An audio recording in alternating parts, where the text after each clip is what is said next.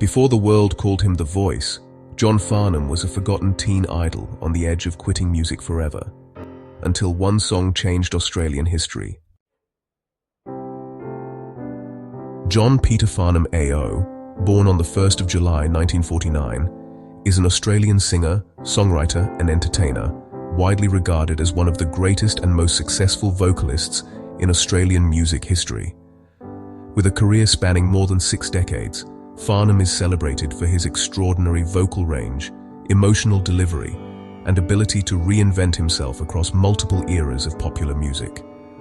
Often referred to simply as The Voice, he has achieved unparalleled commercial success in Australia and remains a cultural icon whose music has, really transcended generations.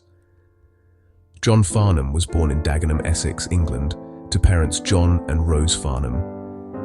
In 1959, when John was 10 years old, his family emigrated to Australia, settling in Melbourne, Victoria. The move would prove pivotal, as Australia became the country where Farnham would build his legendary career and lifelong connection with audiences. From an early age, Farnham showed a natural musical talent. He learned to play the guitar and developed a strong interest in singing, influenced by rock and roll, pop, and soul music of the late 1950s and early 1960s. His powerful voice quickly set him apart from his peers, even as a teenager. Farnham's professional career began in the mid-1960s, when he joined the band The Mavericks. His breakthrough came in 1967, at just 18 years old, with the release of the single Sadie, the cleaning lady. The song became an unexpected sensation, reaching #1 on the Australian charts and selling over 180,000 copies, an extraordinary figure at the time. The success of Sadie turned Farnham into a teen pop idol, and he became known as Johnny Farnham.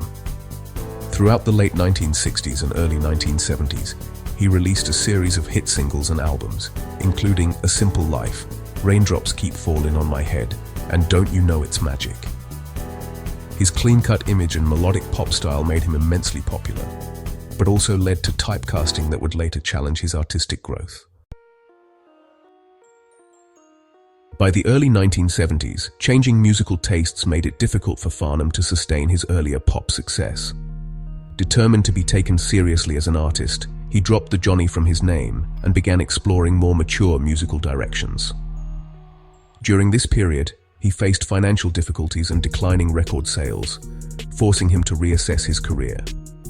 A turning point came when Farnham joined the legendary Australian rock band Little River Band in 1982 as lead singer.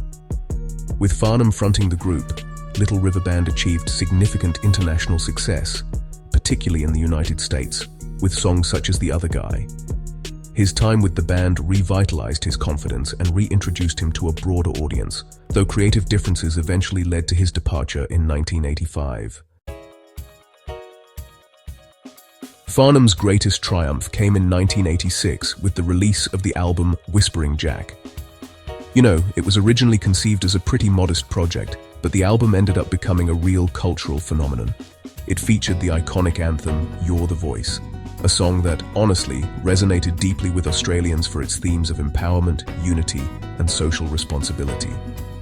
Whispering Jack became the highest-selling album in Australian history, and, it held that record for many years, selling over 1.7 million copies in Australia alone. The album also included major hits such as Pressure Down and A Touch of Paradise. With this, Farnham's transformation from former teen idol to respected rock vocalist was well and truly complete.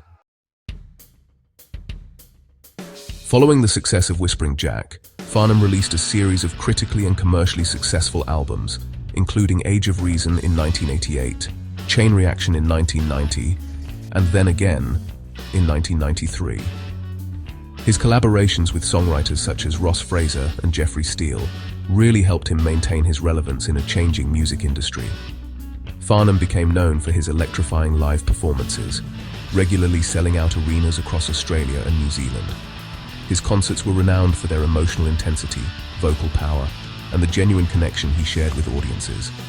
Songs like Burn For You, Help, and That's Freedom became absolute staples of Australian radio. In 2002, Farnham announced his retirement from touring with the Last Time tour, which honestly became one of the highest-grossing tours in Australian history. However, true to form, Farnham returned multiple times for reunion tours, charity performances, and collaborations, often joking about his repeated farewell tours. He collaborated with artists such as Olivia Newton-John, Anthony Warlow, Jimmy Barnes, and Tom Jones, further cementing his status as a respected figure among peers.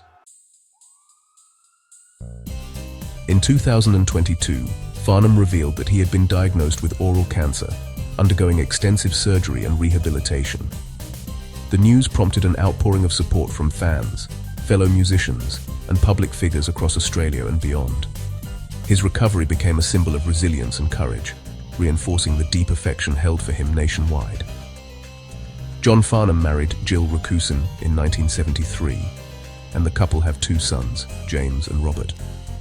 Despite his fame, Farnham has maintained a reputation as a private and grounded individual, prioritizing family life and avoiding excessive publicity. Farnham has received numerous accolades, including ARIA Hall of Fame induction in 1988 Order of Australia, multiple ARIA awards and record-breaking album and ticket sales. He remains one of the most awarded and respected musicians in Australian history.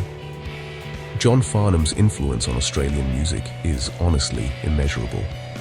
He bridged generations, genres, and eras, proving that reinvention and authenticity could coexist. His voice, powerful yet vulnerable, became the soundtrack to countless Australian lives. Often described as Australia's national voice, Farnham's music continues to inspire artists and listeners alike. His legacy is not just defined by record sales or awards, but by the emotional connection he forged with millions. John Farnham is more than a singer. He is a symbol of endurance, reinvention, and the enduring power of music.